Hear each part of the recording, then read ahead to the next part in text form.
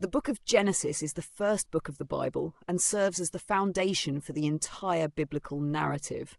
The name Genesis comes from the Greek word meaning origin or beginning, which accurately reflects its content.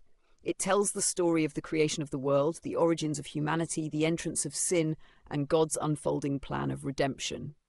Key themes in Genesis: 1. Creation and God's sovereignty. Genesis begins with the majestic account of how God created the heavens and the earth, Genesis 1-2. It affirms that God is the sovereign creator who brings order and purpose to all things.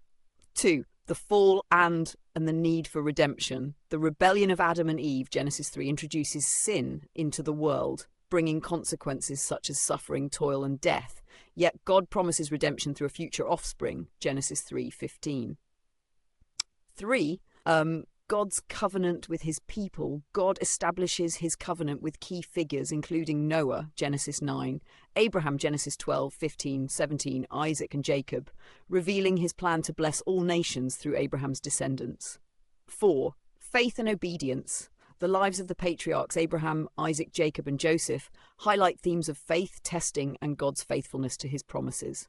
5. God's providence. Throughout Genesis, especially in the life of Joseph, Genesis 37-50, we see how God works through human events to fulfill his purposes.